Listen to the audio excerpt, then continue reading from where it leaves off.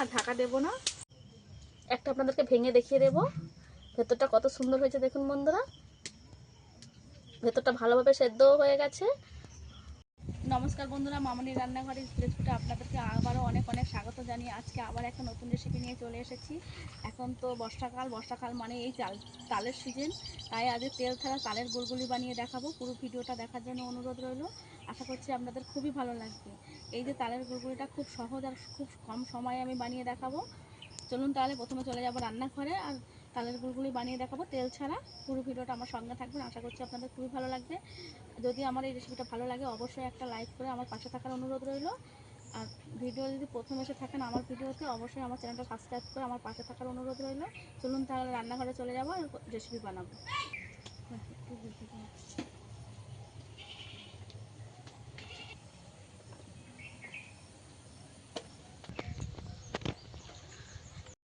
রান্নাঘরে চলে এসেছি। এবার আপনাদেরকে তালের গুলগুলি বা বড়া যে নামেই ছিলেন না কেন করে বানিয়ে দেখাবো। বানানোর জন্য আমি কি কি উপকরণ নিয়েছি আগে দেখিয়ে দেব। এখানে আমি এই যে তালটাকে ছেনে নিয়েছি, আগে ছেঁকে নিয়েছি, চিনি নিয়েছি, নারকেল নিয়েছি, সুজি নিয়েছি আর ময়দা নিয়েছি আর 4টে এলাচ থেতো করে নিয়েছি আর কি। প্রথমেই আমি উনুনটাকে ধরিয়ে নেব। এখানে আমি 2 চামচ তাল দিয়ে দেব। যে তালের নোটটাকে বের করে নিয়েছি এটাকে দিয়ে দেব। এটা হলেই আমার হয়ে যাবে।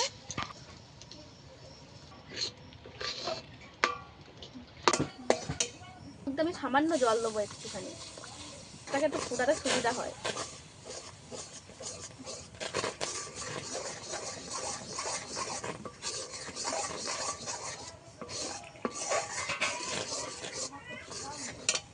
চিনি দিয়ে দেব। আপনারা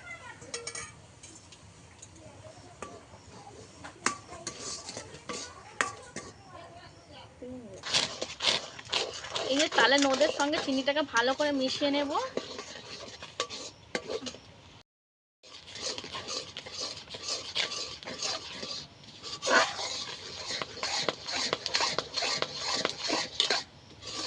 অনবরত নেড়ে যেতে হবে, নইলে কিন্তু তাল ধরে যেতে পারে নিচে কড়াই।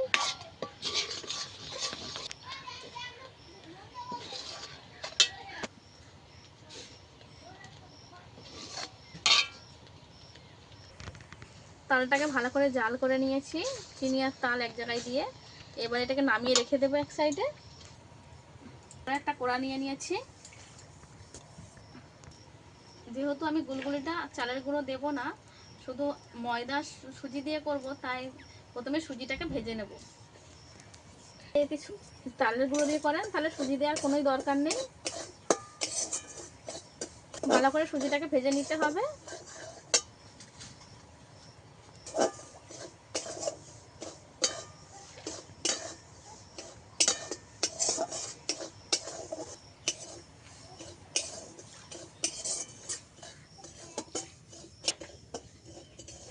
ঠিক এই পর্যায়ে আমি ভেজে নিয়েছি।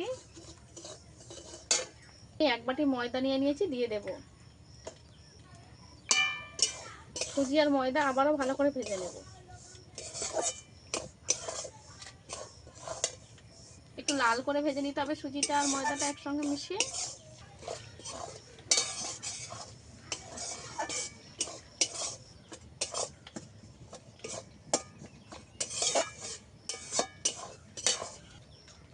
স্বাদ মতো লবণ দিয়ে দেব।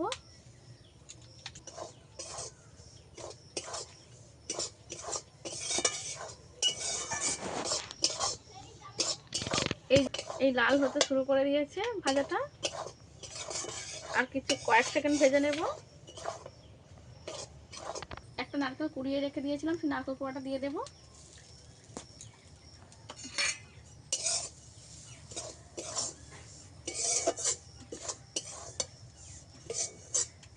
একটু উল্টে পাল্টে নেড়ে নেব নারকেল কুড়াটা দিয়ে। এলাচ ফাটিয়ে রেখেছিলাম, দিয়ে দেব।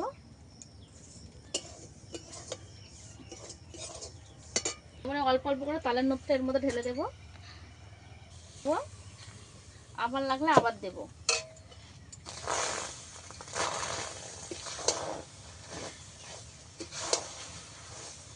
একসঙ্গে বেশি দিলে তখন নরম হয়ে যেতে পারে, ওইখানে প্রথমে অল্প দেব।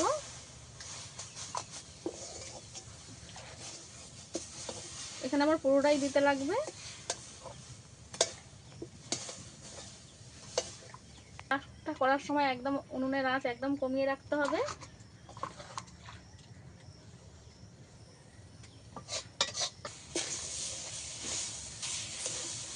ভালো করে মাখিয়ে নেব, এইভাবে আমি মাখিয়ে নেব।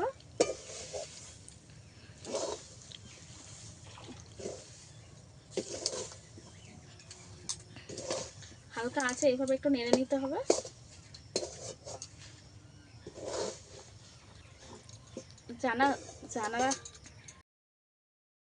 যারা একদম নতুন তারা কিন্তু এইভাবে না কড়ার মধ্যে মাখিয়ে তালটাকে ফুটিয়ে নিয়ে পরে অল্প অল্প করে নিয়ে থালার মধ্যে মাখিয়ে নিতে পারেন।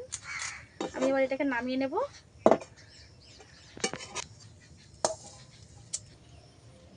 এইভাবে একটু ছড়িয়ে দেবো, একটু ঠান্ডা করে নেব। এমন ঠান্ডা করে নিতে হবে একদম যেন ঠান্ডা না হয়, হাত সহ্য মতো ঠান্ডা করে নিতে হবে। এভাবে ঠান্ডা করে নিয়েছি, একটু হালকা হালকা গরম আছে, এভাবে একটু মেখে নেব। মাখাটা সুন্দর করে করতে হবে।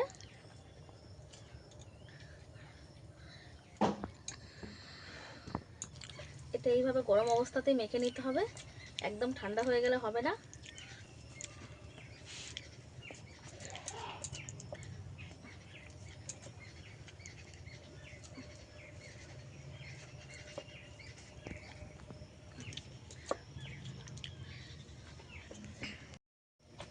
এইভাবে চেপে চেপে একটু মাখিয়ে নেব।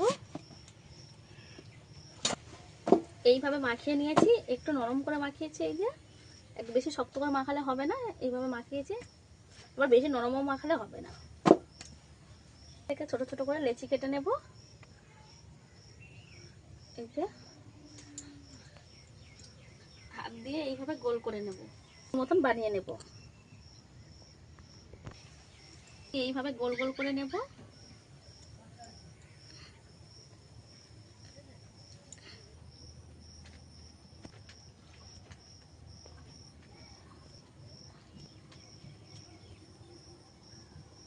এখানে আমি কড়ার মধ্যে জল দিয়ে দিয়েছি, জলের মধ্যে স্ট্যান্ড বসিয়ে দিয়েছি। জলটা কিন্তু কম রেখেছি।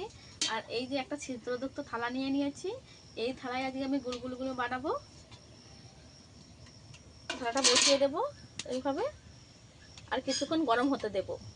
তো আমি বানিয়ে নিয়েছি, আর এতগুলো এখনো বানাতে বাকি আছে। তো আমার একবারে হয়ে যাবে না, ওইখানে দুবারে ভাপাতে হবে, তাই প্রথম থেকে একবার দিয়ে দেব, তারপর আবার আমি এরকম গোল্লা গোল্লা করে নেব। আর বন্ধুরা, আপনারা যে ভাবছেন তেল ছাড়া গুলগুলি যে ভালো লাগবে না, এমনটা কিন্তু নয়। একবার হলেও বাড়িতে বানিয়ে খেয়ে দেখবেন, এও কিন্তু খুব সুস্বাদু হয়। তেল নেই তা কি হয়েছে। জলটা ভালোভাবে গরম হয়ে গেছে, যে ভাপ উঠতে শুরু করে দিয়েছে। এইবার এই গুলগুলিগুলো দিয়ে দেব, করে দিতে হবে। এভাবে সাজিয়ে সাজিয়ে দেব।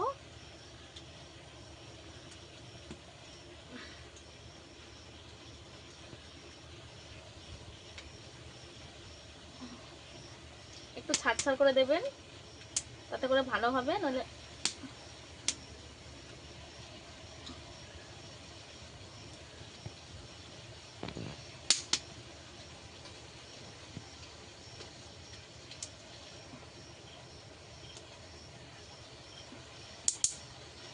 যেহেতু আমি আরো একবার দেব, তাই আর বেশি দিলাম না।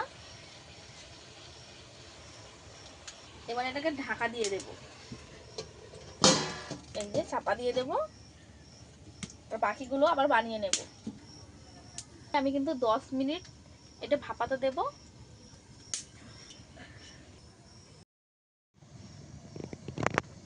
দেখে নেব কেমন হয়েছে। বন্ধুরা, কি সুন্দরভাবে এটা রেডি হয়ে গেছে। বড় বড় হয়েছে, আগের তুলনায় অনেকটাই বড় বড় হয়েছে বলগুলো। এভাবে রেখে দেব, আর ঢাকা দেব না। রেডি হয়েছে কিনা দেখে নেওয়ার জন্য একটা তুলে নেবো এখান থেকে। তুলে নিয়ে এইভাবে থালাটা মারবো। এই যে এইভাবে থালায় যখনই ফেলবো, যখনই এইভাবে দেখবেন যে পঞ্চ কাটছে, তখনই ভাবতে হবে যে এগুলো হয়ে গেছে, তার মানে এগুলো হয়ে গেছে। এইভাবে ঠুকলে যদি না ভেঙে যায়, ভাবতে হবে হয়ে গেছে। এবার থালাটাকে নামিয়ে নেব। একটু জল দিয়ে, ওর মধ্যে আরও একটু জল দিয়ে দেবো, যেহেতু আরও একবার আমাকে পিঠেগুলো ভাপিয়ে নিতে হবে। একটা করে তুলে নেবো প্লেটে, কারোর গায়ে কেউ লেগে যায় না, এত সুন্দরভাবে হয়েছে পিঠেগুলো। তেল ছাড়া দিয়ে এত সুন্দর গুলগুলি বানানো যায় কিংবা বড়া বানানো যায়, আপনারা না বানালে বুঝতেই পারবেন না। আর খেতেও কিন্তু হেভি মজার হয়।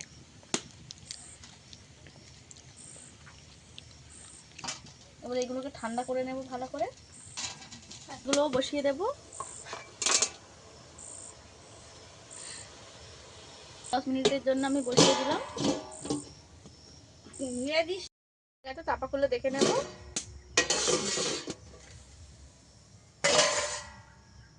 এগুলো হয়ে গেছে, তুলে নেব। এই পিঠে এইগুলো তুলে নেব।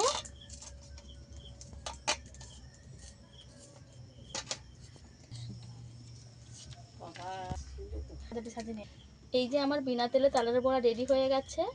দেখতে কত সুন্দর লাগবে দেখুন বন্ধুরা। দেখতে যেমন সুন্দর, খেতেও কিন্তু অতটাই সুন্দর হবে।